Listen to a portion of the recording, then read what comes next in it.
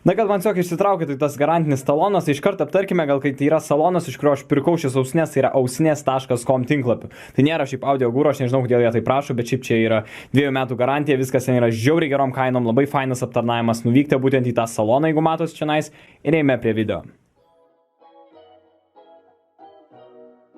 Na, sveiki hebridai, ir kaip jūs suprantate, šiandien aš nesirodysiu video, tiesiog aš realiai pasilgau darant tiesiog unboxing video, tiesiog tokias visiškas nesąmonės, nuo ko net mano kanalas prasidėjo. Tai va, tai ką su jumis sugalvojau pasidalinti ir supakau netgi atgal savo jau gan senokai pirktas FiO FH5 ausinės. Tai jo, būtent čia gan crazy tokia pakuotė, juodoje, kol kas jūs gal nieko nematote, bet pamatysit, kad būtent unboxingas, aš skaičiau pakankamai pabrėžti šių ausinių būtent visą tą fancy pusę. Tai šiaip gal jūs pastebėjote jau ant clickbait, ar ko šios ausinės kainuoja 260 €, tai jeigu net į audio guru, kaip minėjau, ausinės.com, jūs pamatysit, kaina yra nepasikeitus, nors tikrai jau praėjo kuris laikas nuo mano įsigijimo, bet jos tikrai laikos rinkoje labai stabiliai, pati dėžutė, kaip minėjau, priekis neturi labai kažko ypatingos informacijos, na, yra tas uždėtas šiaip brandintas logotipas, galima sakytas high resas, jisai nėra šiaip, nedažnai šiaip matote, reikia pasiekti kaip standartą, galima sakyti. Tai va, bet jeigu perint prie pagrindinės pakuotės, apie ką būtent šiandien diskutuosime, jūs galite matyti dar kartelį, kad čionais yra pavadinimas FiO, aš tiksliai nežinau, ką tas brandas reiškia ar ką, bet šiaip tikrai jisai yra asocijuojamas su kinais, jeigu neklystu, būtent Kinijoje, gal jis yra iškilęs, gal Korejoje, kažkur Azijoje,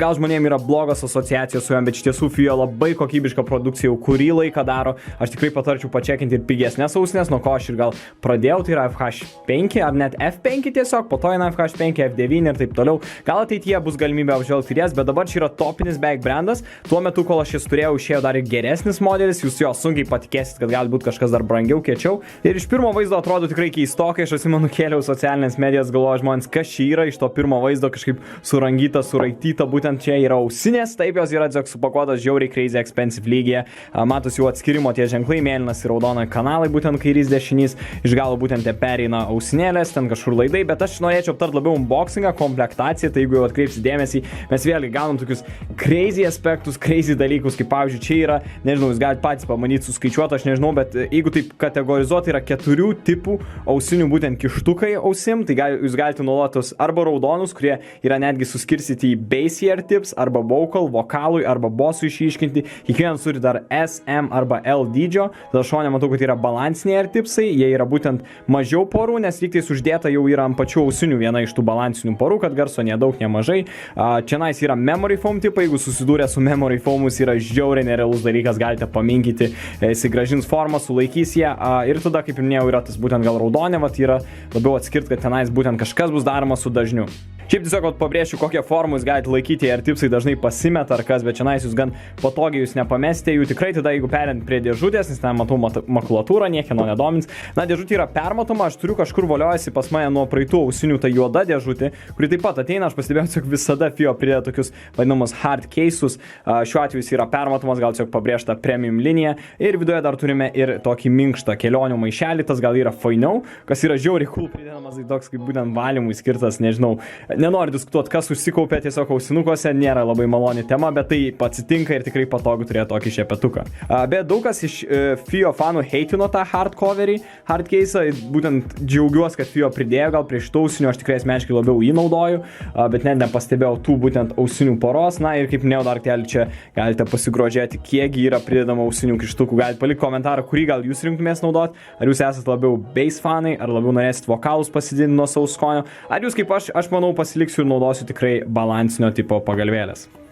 Nors gal memory foam net geriau. Na ir paskutinis dalykas dėžutėje, kuri, taip sakau, yra fancy šauni, tai yra būtent ta knygelė su gal papildoma kažkokia informacija iš FiO, tenais būtent yra pridedama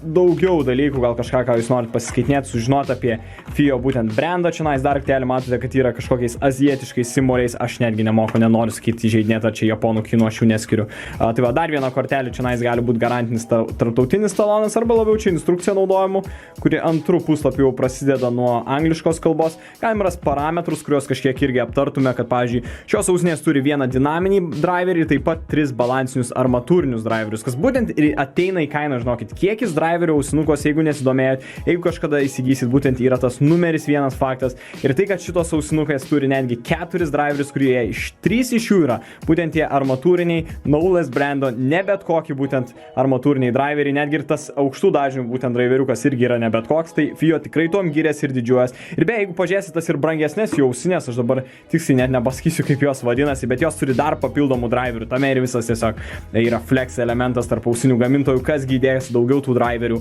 ir FiO beje tikrai neatsilieka tame būtent competitione. Na, jeigu grįžtant kalbėti prie pačių ausinių, aš kaip ir minėjau, hebra, kad jos yra, kaip ir minėjau, 4 driverių kiekvienoje ausyje, tai nėra, kad jie pasidalintų kažkaip po 2, ne, kiekvienoje ausinėje yra sutalpinami, būtent tame formate, kur taip gyrėsi FiO, kad jiem pavyko išgauti tokį natūralesnę formą, kažką netokio, ką gal Apple daro Shots Fired, nes žinokit, čia yra būtent kas panašiau mūsų ausų kanalą ir tikrai yra jos labai patogios. Pats ausinių laidas, jeigu dabar mes išpakuotume gal iš vidaus tada, tai darytume, pažiūrėtume, taip pat yra tokių elementų jame, kad jisai yra irgi adaptuojantis labiau prie ausies formos, natūraliai, ne bet kaip, tai jūs tikrai jaučiate tą komfortą, galite daug valandų būti būtent su šiais ausinukais, be jokio ausų skausmo. Tai va irgi, jeigu atkreipsi dėmesį, yra ant lankelio toks būtent papildomas kaip silikono sluoksnis, kuris labiau laikantis formą yra. Tai nežinau, ar mano kamerai patiktų sufokusuotai. Bet jo, dabar būtent galite matyti, kad yra toks kaip papildomas. Jisai, man atrodo, nusiema, jeigu tai nepatinka jum, bet tikrai su aukštesnio lygio ausinėm jūs pastebėsit, kad bandys gamintojai išgauti kažkokią formą iš savo laido. Beje, pats kablis yra nerealus, aš kaip ir pastebėčiau video eigoje, pabandysiu parinkti B-rollo, kur gal labiau suakcentuos kiekvieno elemento, mano komponento bonusus, pliusus, bet jo, atkreipkite dėmesį, koks yra laidas, jis yra ne braided, gal reiktų sakyti tą terminą, kur būna kaip toks kaip kevlaras uždėtas, gal koks apsauginis sluoksnis, jis viduje yra supintas. Ir tada uždėtas jo kitas izoliacijos sluoksnis. Laidai beje turi įtaką savotiškai garsui, kaip jisai pereina. Aš žinokit, dabar nepasakysiu, neskilinsiu, ar čia sidabrinis ar varinis laidas, bet jis tikrai yra labai fainas, patogus, nesipainiojantis, taip pat uždėtas velcro juostelė FiO brandinta, kuri jums leis tiesiog lengvai susipinti laidą, susirišti kaip jį nešiosite. Na, dar vienas dalykas, ką norėčiau pakalbėti nepabėgant nuo laidų, tai yra būtent galiukas, koks naudojamas. Jūs standartiškai gaunat su ausinukais 3,5 jungties laidą. Aš asmeniškai mėgėjęs esu naudoti balansinį su savo driveriu, tiksliau headphone amplifierių stipriakų, kuris beje dabar yra sušlapęs. Palikit laiką, jeigu tikit, gal man pavyks jį atgaivinti, nes dabar jisai man nebeveikia. Bet jo, kaip matot, būna skirtingo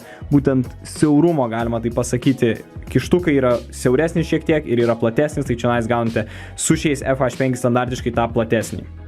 Na, to laido galiukas svarumas nėra esmė, kaip sakant, kokybė yra labiau svarbumas ir patys laidai tikrai puikiai turėtų tarnauti, ką atkreipsiu dėmesį, kaip matote, čia galiukai jie atsijungia, čia yra MMCX standartas, kuris labai yra palaikomas kitų laidų, tai jeigu nepatinka šie laidai, jūs galite labai paprastai tiesiog kažką kitką nusipirkti, kas jums aktualiau, gal spalvą pasikeis, gal kaip minėjau, patį metalą netgi pasikeis, tai čia yra tas pats populiariausias standartas, FiO nieko neapgaudinėja, neišradinėja, tiesiog leidžia būti kuo labiau universališkesniais. Na, o mes, kaip ir minėjau, hibridė nelabai jų naudosim kaip gyvai, aš būtent ir tingiau užsiminėti normalių filmavimų ar medžiagą, tai būtent, kad tiesiog dėtis į ausis ten, būtent jums kalbėti, diskutuoti, nes būtent apie garsą, manau, reiktų būtent taip ir aptarti, kad aš turiu rankoje ir pasakysiu, gal jūs manim pasitikėsit, kaip jie skamba, tai aš nežinau, jie nerealiai skamba, aš netgi pasakyčiau, kad geriau negu mano normalios studinės ausinės, čia yra belekiek erdvės, nes kaip pastebėsit, pats garsiakalbis yra gan didelis, tai tikrai galima išgauti belekiek erdvės diapazono, atrodo, kaip čia pasakyti, imagingo, jis yra belekiek tikslios, jūs atrodo rimtai, kai kuriuose, aišku, nuo kokybės failų priklausys, bet atrodo, jūs esate toj pačioj salėje ar kažkur ten įrašų studijoje,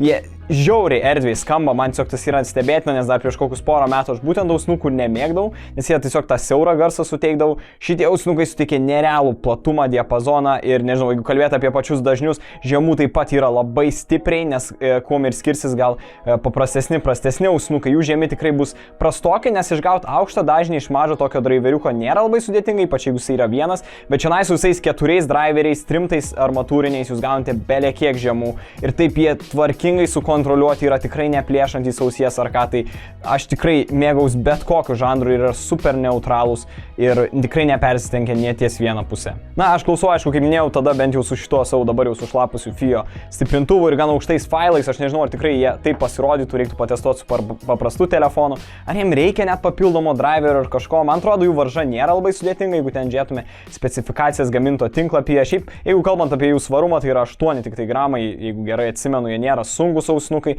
ausys irgi nepavars, jeigu jums taip atrodo dabar iš pirmo žvilgsnio, kad jie tokie yra kažkokie dideli ar kažkokie metaliniai ar kažkas tokio, ne, jie tikrai yra labai patogus, labai galima ir kelionių metu juos naudoti su tuo maišeliu, galima ir kažkur prie kompo net skausidėti. Jie laikomi pagal standartą, jeigu neklystų monitoriai, tai jie kaip ir būtent atlieka savo funkciją tuo neutralumu ir tikslumu, bet aš juos tiesiog galiu sakyti, galima naudoti ir paprastoje muzikoje tikrai su super pasimėgavimu. Na ir darant kažkokius apibendrinimus su šiais ausnukais, ką aš norėčiau pabrėžti, kodėl aš būtent norėjau padaryti šį unboxingą, nors iš pradžių galvojau vengti, aš nemanau, kad daugeliu bus aktuali būtent šie ausnukai už 200 eurų, bet tiesiog kaip matote, aš noriu parodyti, kad ausinių rinkoje ne viskas taip eina naiviai, brangiai ir netrodo, kad tu kažką gautum. Šiuo atveju FiO tikrai pasitengia pridėti jums belė kiek papildomų ir tipsų, papildomų netgi kelis keisus du, pats pakavimas tikrai žiauriai ekstra būna fancy, žiauriai kietas. Tai patys ausnukai iš savo savikainos, jeigu pamatysite skelbimuose ar kažkur kitur, tikrai neturėtų kainuoti 260 eurų. Aš sakyčiau, mažiau negu 200 eurų, nes vien tik jeigu atmetus tą visą pakavimą, jeigu nerasite kažkur žmonės pametę ar panaudoja, kaina tikrai iškart turėtų kristi. Bet jeigu kažką tikrai labai domintų geros ausnukai ir kažkur pereit ar pradėti šį hobį, aš tikrai čia nėra mano pirmi, antri ir treti ausnukai. Aš tikrai ilgą laiką ėjau iki būtent šio modelio, tiesiog sau leidau pasilepinti jau. Bet pradėkite, sakyčiau, nuo kokių tų pačių F5, jie tikrai yra šaunus ir už kainą 70 eurų. Aišku, yra pirminis variantas, jeigu aš būtent patraukiau čia nais, tai yra Sound Magicai, jie kainuoja 15 eurų, jeigu neklystu, būtent 18 tas modelis. Tai jūs, sakyčiau, pradėkit nuo jų, tai yra 15 eurų ausnukai, tikrai žiauriai gerai, aš dar galvoju, gal ir jiem tokį unboxingėlį padaryti. Po to jūs galite atitinkamai pereiti į visakau minėtus FiO liniją F5, tada galite į FH, man atrodo, vienas yra, tai čia FH5 ir FH1, kurie taip pat jau turės tą vieną papildomą driverį, jau du bus bendrai, tada yra F9, F9 Pro. Bet tikrai, jeigu galite sauliais iki 100 eurų ausnukų, manau, komentaruose gausiu panašių klausimų, tai aš minėčiau FH1 būtų labai geras pasiūlymas. Jeigu dar ieškotumėt kažkokių kitų modeliukų, aš tikrai esu mėgėjęs, dar yra ausnukai iš Sound Magico minėti, tai yra E10, apie 60 eurų kažkur eina, E10M ir panašus. Tai va, bet šitie ausnukai yra variantas, kuris leidžia, aš manyčiau, netgi prie kompo apseit be ausinių, jeigu jūs nemėgstat tiesiog ant galvos visos tos masės turėti, tai čia yra tikrai pakaitals. Aš drąsiai galėčiau teikti net normaliom ausinėm, tai gali turėti ir kelionėm, ir prie kompo, ir netgi gaming, aš jau net nekalbėsiu, hebra, beveik bet kokios super geros ausinės muzikai bus geros ir tam jūsų gamingui. Viskas, hebryte, ačiū, kad žiūrėjote, tikiuosi patiko šis formatas, bet to, kad aš sugadinau pirmąją dalį video su garsu, kas yra ironiška, nes būtent apie garsą ir muziką mes šnekam, bet pamiršau jungti mikrofoną, atsiprašau. Tai būtent ačiū, kad sulaukti šio atsiprašymo pačiam gale video, palikit laiką, dalinkite šio video, kam būtent gal įdomi muzika, tiesiog kas gal nelabai galėtų leisti, bet norėtų pasidomėti tokiam būtent brangesnę įrangą ir sumatysime sekančiame video. Iki.